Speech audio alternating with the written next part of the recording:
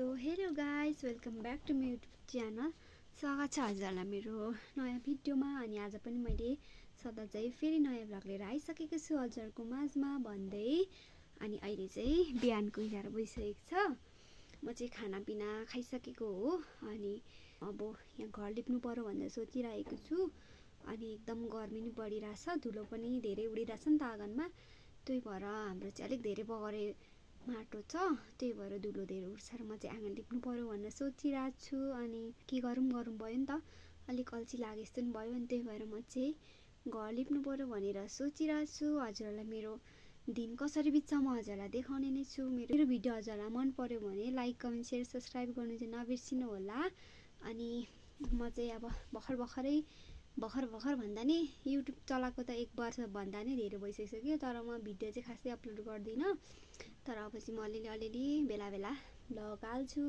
हजुरले हेरिदिनु होला, साथ दिनु होला, माया दिनु होला, यति गर्नु होला है त। अब आँगन लिप्नु जाँदैछु। अनि आज दिनभरि म के गर्छु भनेर हजुरहरूलाई देखाउने नै छु।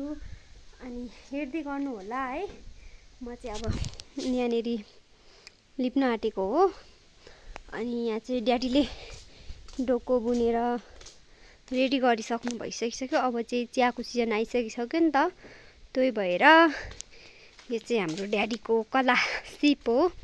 यता पनि बनाउनु भएको छ, यता पनि टन्नै बनाउनु भएको छ, यता पनि अब चाहिँ रेडी भइसक्नु आँट्यो। अहिले त्यस्तो लथालिङ्गै भएको छ आँगन पनि। अनि यो चाहिँ हाम्रो स्विट होम यस्तो छ हाम्रो घर चाहिँ। घर छ ततै, यति चाहिँ लामो घर छ है। अनि मेरो रुम चाहिँ खासै यतापट्टि हो ढोका चाहिँ, तर मैले यतापट्टि बनाएको छु। यतापट्टिबाट सजिलो हुन्छ नि त, त्यही भएर। अनि हाम्रो घरदेखि देखिने भ्यू चाहिँ यस्तो छ है त। यता तल चाहिँ चियाबारी छ हाम्रो। अब चाहिँ चियाको पनि सिजन भइसकिसक्यो। अब धेरै छैन, अब 15-16 दिनदेखि चाहिँ चिया पनि टिप्ने बेला हुन्छ।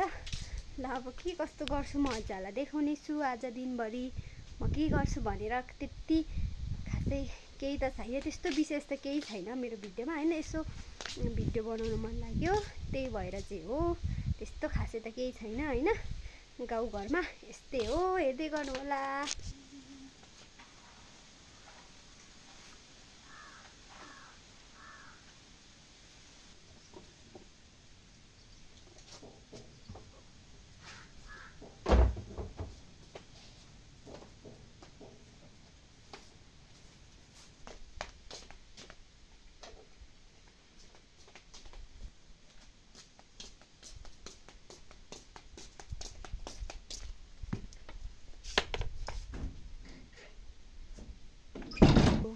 मैले चाहिँ यहाँनेरि गोबर पनि रेडी गरेँ। ओए टमी उता जान, मैले लिप्ने हो क्या, हट।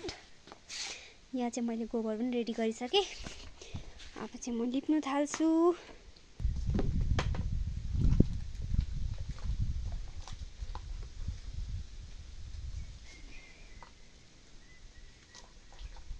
लाइफ यस्तो हुन्छ साथीहरू, यसरी गोबर छुनुपर्छ, लेख्नुपर्छ है। तर यही नै रमाइलो हुन्छ, हामीलाई चाहिँ रमाइलो लाग्छ।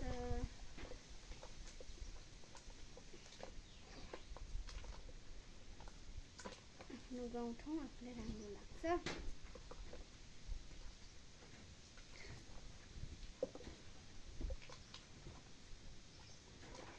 घाम पनि मजाले लागिरहेछ। यो सालदेखि चाहिँ यस्तो गर्मी बढेको छ यतातिर पनि।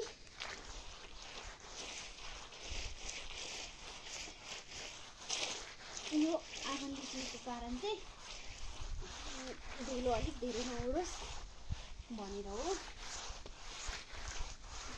सबै रुमतिर पुग्छ नि त धेरै धुलो उडेर, किचनहरूतिर फोहोर हुन्छ, मालमत्तातिर धेरै फोहोर लाग्छ। त्यही भएर चाहिँ धुलो नउडोस् भनेर चाहिँ म लिप्दैछु। अब घर पनि लिप्नु छ आज चाहिँ।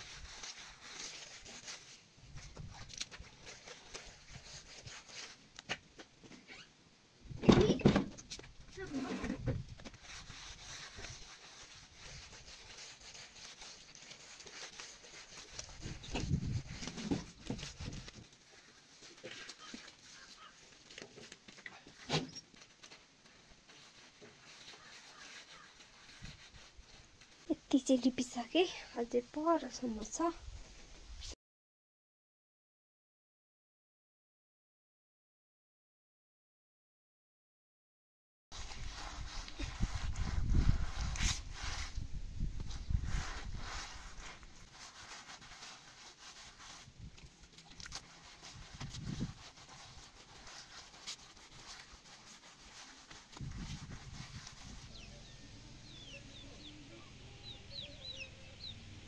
म चाहिँ आँगन लिपिसकेँ।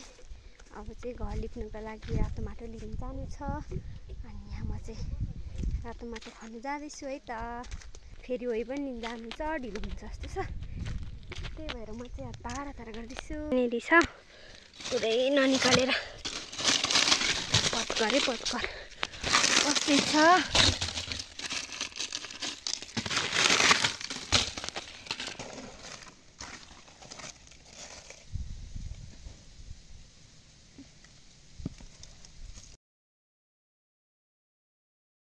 यहाँ रातो माटो पनि निकालिसकेँ, थोरै थोरै छ। हाम्रो चाहिँ घर गाउँको रातो माटो गेरु हुँदा चाहिँ अझै रातो हुन्थ्यो, तर पनि ठिक छ, यतिको काम चल्छ। यो चाहिँ हाम्रो घर पछाडिको भ्यू।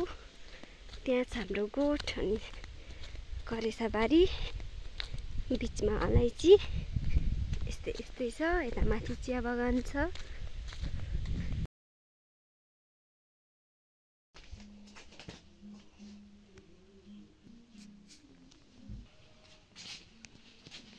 म चाहिँ लागेँ अब चाहिँ काम सकेर होइलिनको लागि।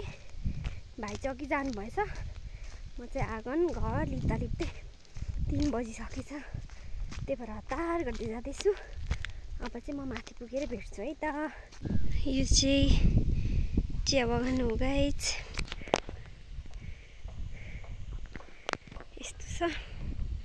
अब चाहिँ चिया पलाउनु बिलाउनु लाग्यो नि त। मेरो हालत चाहिँ यस्तो छ। अब यसरी जानुपर्ने। गाग्री छ, गाग्रीमा ल्याउने हो। अरू बेला त साथी हुन्थ्यो, आज चाहिँ एक्लै भएँ।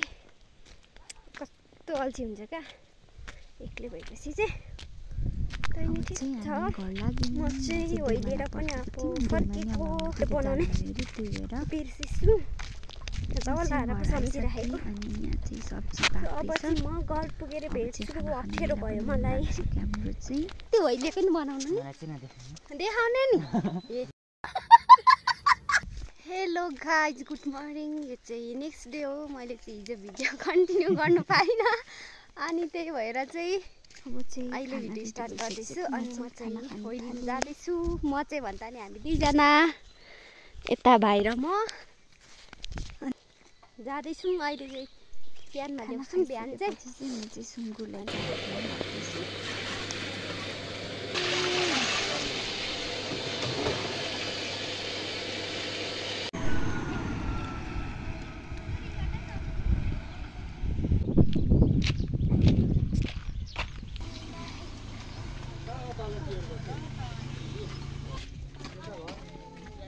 slowly.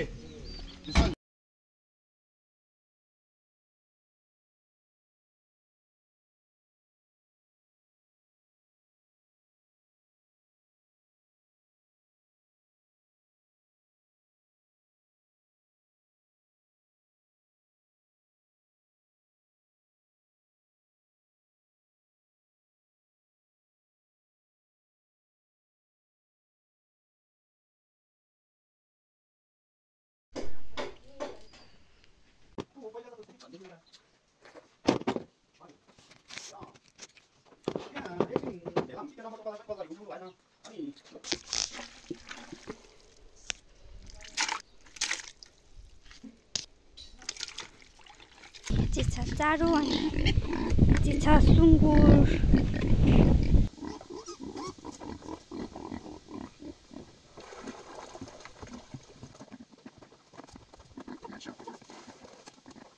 घाम चाहिँ आज भोलि दिन डर लाग्न थालेको छ।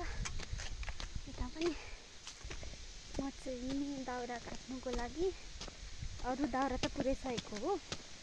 यहाँ भाइले सल्लाह हाल्नु भएको थियो र मास हुन्छ नि त, त्यही भएर त्यही दाउरा निकाल्नु आएको हो। डल्ला चाहिँ धेरै बेसी झारेको हो। तरी झार्नु भएको छ। झार्दा झार्दै भाइले हात काटेर यही काम बन्द भएको छ। त्यही भएर म चाहिँ अब योहरू नै काट्नुपर्ने हो।